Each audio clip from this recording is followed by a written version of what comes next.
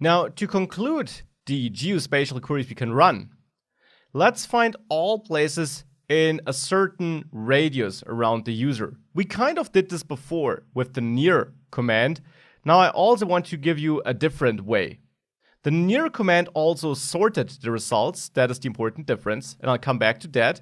Let's now place the user here, and let's check for a certain radius and all the points in that radius. So for that, we'll need the coordinates of the user, of course.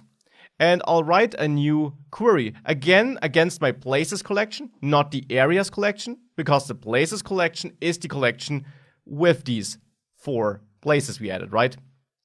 So this is the collection I'm interested in now. And there, I want to find all elements in an unsorted order that are within a certain radius. So here, the location field is the field which stores the coordinates. So this is the field which I will now use with the GeoWithin operator again. Why GeoWithin and not GeoIntersects? Because now I want to find all places that are within a place or an area, which I'll define here in the query. Previously, we had the opposite. We had a point in the query and wanted to find the area that surrounds the point. So GeoWithin normally takes a geometry operator which describes a GeoJSON object. But there is a special operator you can use in MongoDB, and that is the center sphere operator, $center sphere. This is a helpful operator that allows you to quickly get a circle around a point. So essentially, it uses a radius and a center and gives you the whole circle around that center, therefore.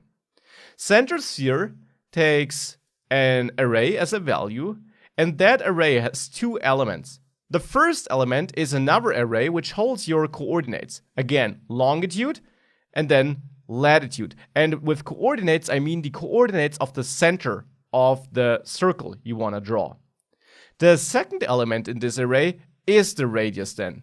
And now this radius needs to be translated manually from meters or miles to radians.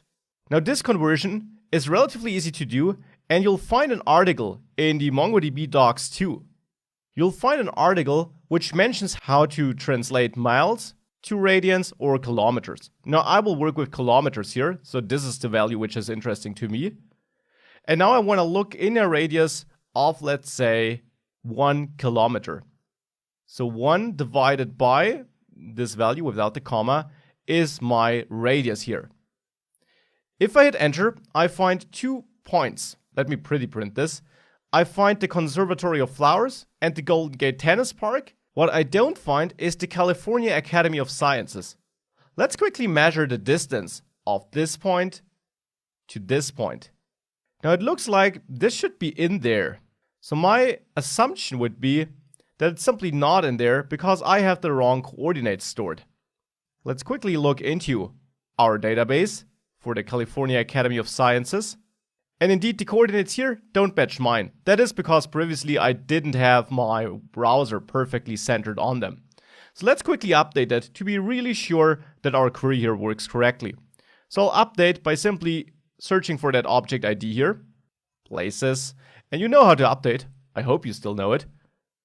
First of all, you filter for underscore ID being equal to my object ID here.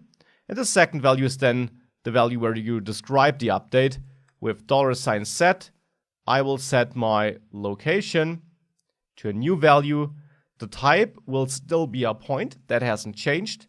But the coordinates, that will now be a new array with new values. First, the longitude here. And second, the latitude. So let's grab this. And this is now the exact point, the exact location of that institute. So with this updated, let's run our query again. And now the California Academy of Sciences is included too.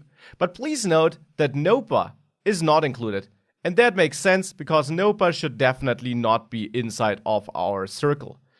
If I measure the distance of this point to this point, it's above 2 kilometers, so it makes sense that this is not included. So this is how we can run such queries as well.